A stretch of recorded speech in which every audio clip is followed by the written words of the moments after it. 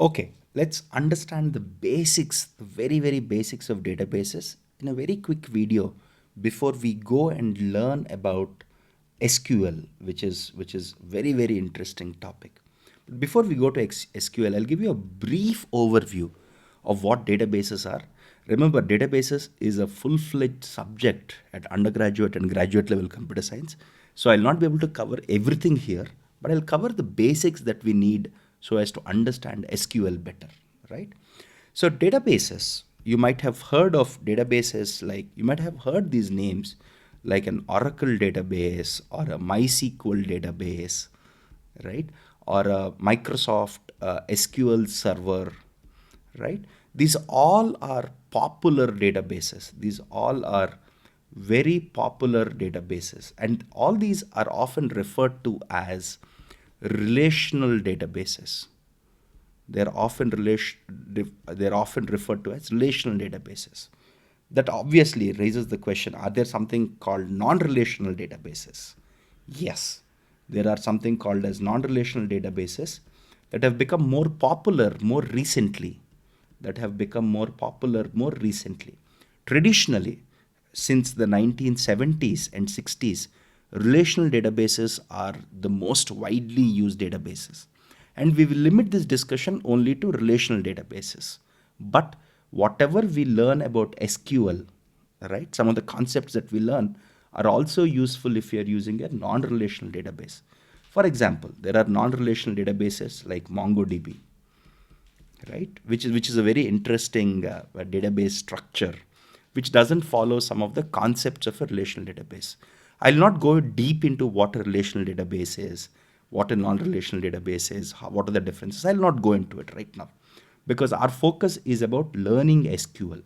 Some of the lessons that we learn about SQL, even though SQL was designed for relational databases, the non-relational database community also has adopted SQL or variations of SQL for processing data or for obtaining data, right? So the big question here is, why databases? Why use a database? Now, before we go into this question, what are the alternatives? Let's understand what is an alternative that we have. Instead of storing your data in a database, why don't I just store my data in a text file? In a text file, like a CSV file, right?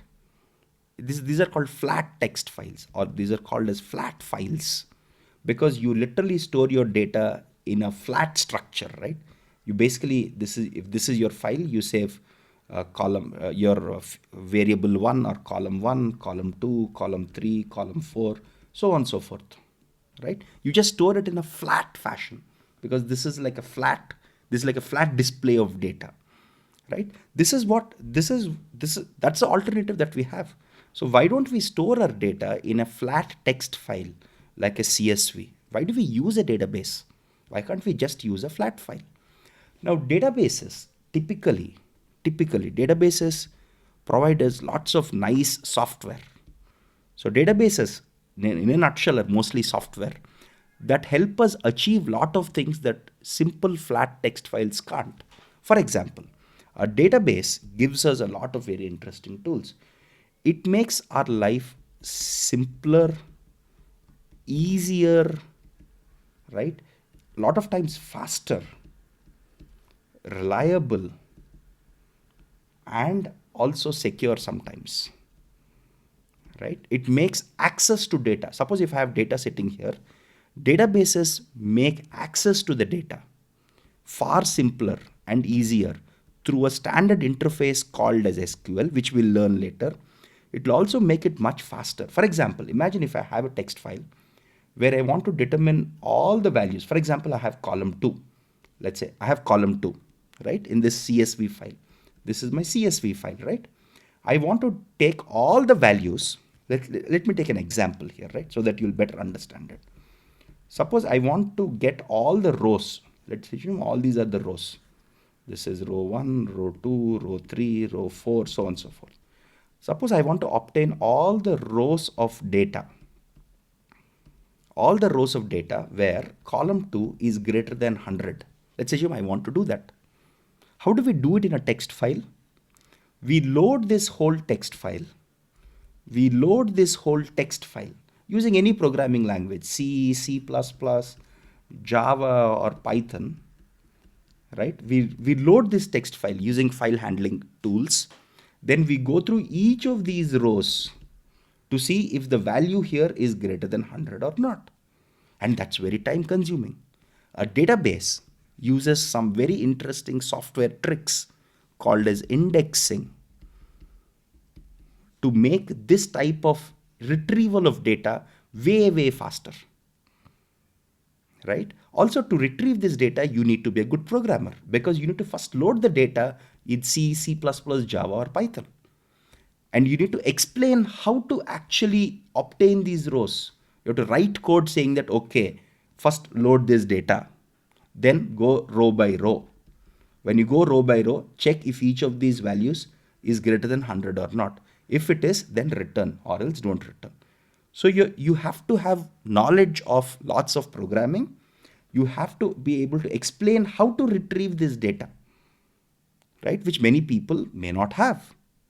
So a database provides a very simple and easy to use language called as SQL, which we'll learn later in this chapter, with which you just have to say, okay, all you have to say is, literally, this is what you have to say. You have to say, I want all the rows where this column value is greater than 100 without worrying about anything else. The database takes care of retrieving the data for you. You don't have to know about file handling. You don't have to know advanced programming. You don't have to worry about if this table is very large. You don't have to know concepts in operating systems, etc. All you have to do is write a single line, literally a single line of SQL query. Everything is taken care for you, right? So database consists of lots of interesting software to make your life simpler, easier. Also, obtaining this data is way faster because databases do a lot of advanced build a lot of advanced data structures called indexing data structures, which make it extremely fast to retrieve this data. It's also reliable and secure because imagine if your hard disk crashes, your whole data is gone for a toss. Databases back up your data at multiple places to ensure that your data can be accessed reliably and securely, even if there are hardware crashes, even if your hard disk typically crashes. And databases typically achieve that using a wide spectrum of techniques. A very simple technique is, suppose you have 3 hard disks. And by the way, databases are hosted where you have a lot of data storage. Okay, if this table is stored here, a copy of it is also stored here and another copy is stored here. This is called triplicate storage. Now, if this hard disk fails, that's okay. We have 2 other hard disks where the data is readily available, right? So database as a software takes care of all of this internally for you so that you don't have to worry. That's one of the biggest advantages of using databases over simple flat files, right? Simply speaking, it makes obtaining data that we want way simpler, way easier, way faster, way more reliable and secure, right? That's the reason why we use databases over simple flat text files. Okay, having learned this basics of why we need a database, right? And the fact that relational databases are extremely popular. Remember, some of these companies like Oracle make most of their money through databases, and they're multi-billion-dollar companies. A lot of interesting startups like MongoDB have become billion-dollar startups by leveraging new advances called non-relational databases. So databases, whatever you do, whether you're booking a flight ticket, or a train ticket, whether you're booking a movie, right? Whether you're booking a movie ticket, all of them, or even you're accessing this website, right? All of that happens through a database. We use a MySQL database ourselves at the back end of this website, right? So databases are probably the most used piece of software that we don't know about.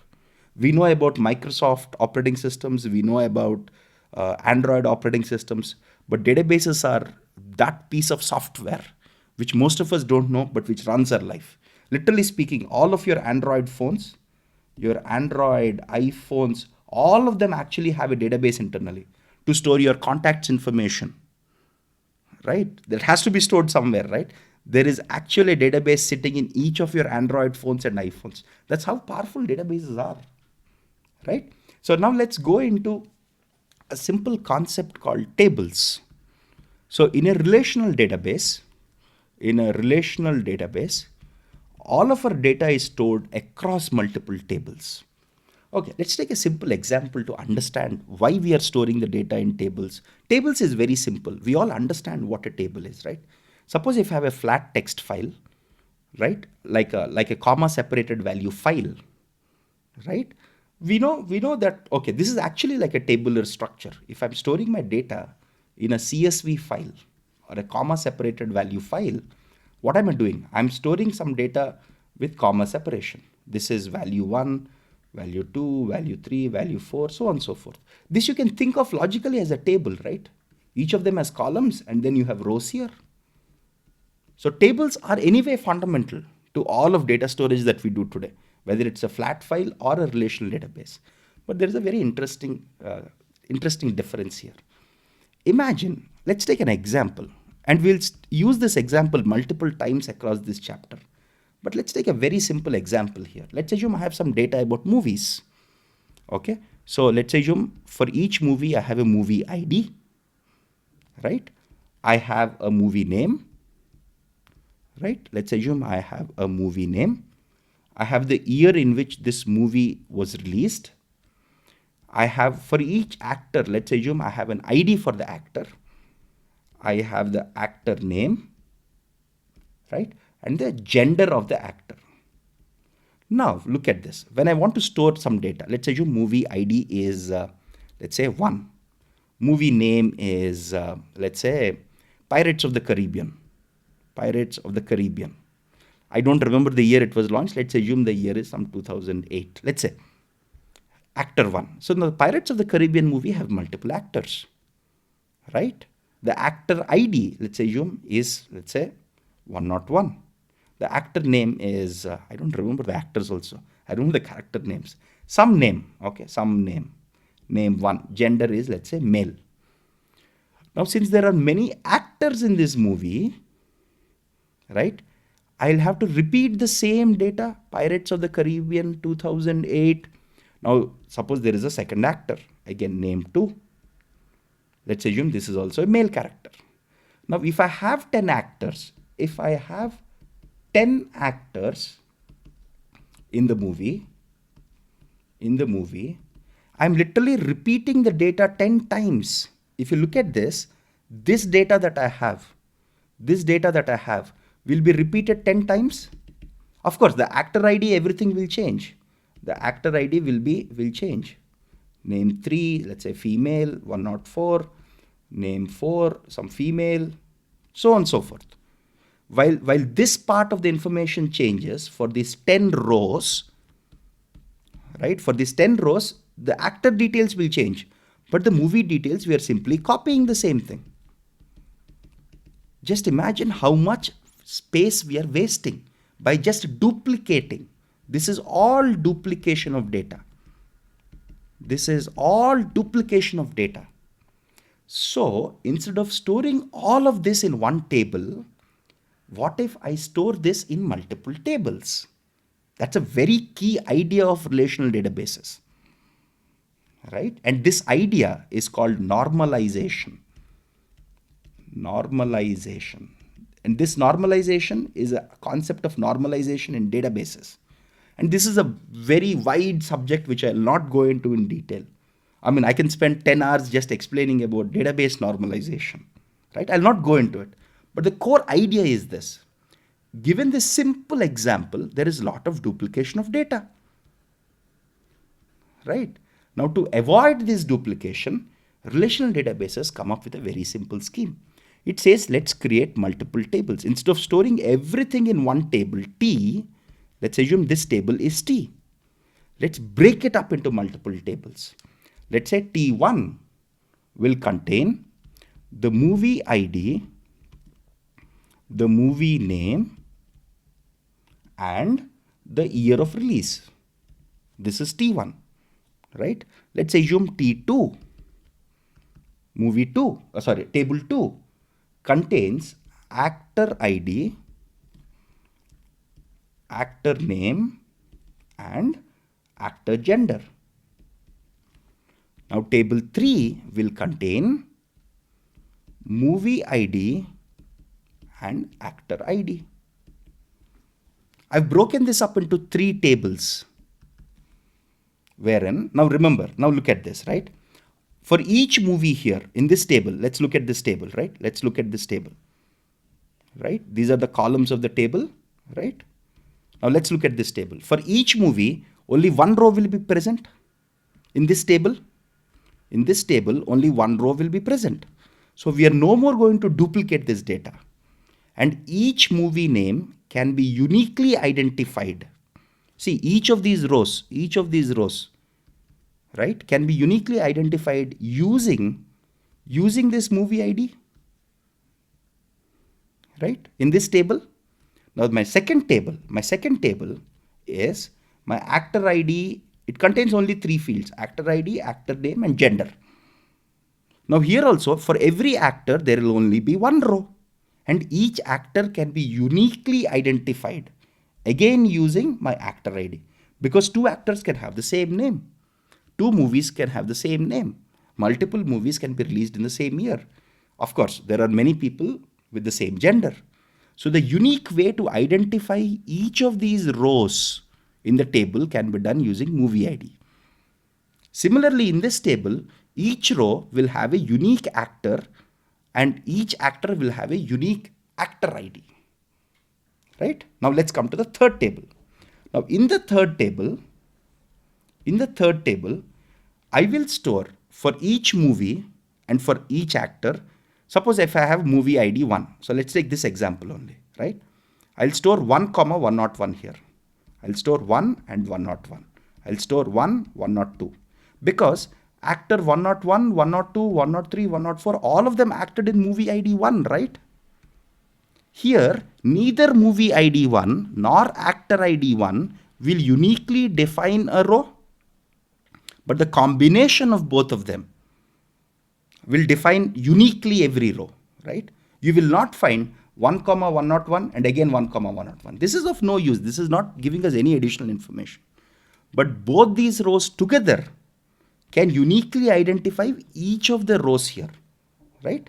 So now I'll explain what these concepts are. There is a reason why I'm highlighting all of them in green.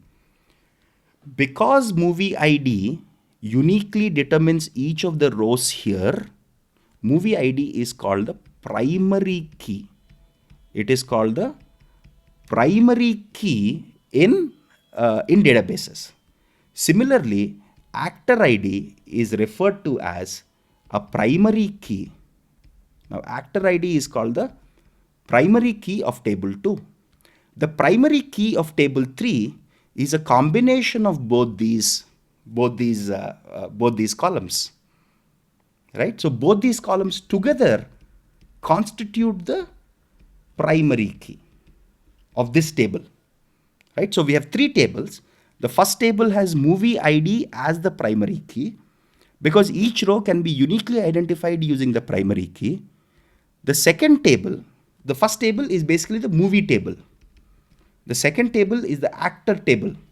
The third table is the casting table, where we are saying which actor was casted in which movie, right? So these are my unique keys. But there is also another concept called as foreign key. A foreign key basically means that whatever, so here these two are foreign keys. A foreign key basically means that whatever values that I have here should also be present here, right? If you have a movie ID here which is not present in the movie table, that is wrong information. So movie ID in table 3 is a foreign key with respect to table 1 because this movie ID should be present here, otherwise it's not useful. Similarly, actor ID here is a foreign key to the actor ID column in my actor table, right? So these two concepts are very important. The first one is called a primary key. The second one is called a foreign key. A primary key uniquely identifies each of the rows in a table. A foreign key tells us what all values can be present in a column of data. Right? Very interesting concepts. We will use all of this. Again, remember, I have covered a semester long subject in a very short duration here to give you an overview of a few concepts so that we can understand SQL better. So we have understood what are the databases, what are the popular databases here, where do we use these databases on a day-to-day basis, why we are using a database in the first place, why not just store the data in a simple text file, and most importantly, why are tables very important? Why is breaking up data or normalization across multiple tables very important in databases? And we have shown how to break this data into multiple smaller tables so that we are not duplicating data, thereby saving space. Okay, given this background, now we are much more well equipped to go into some concepts of SQL and database.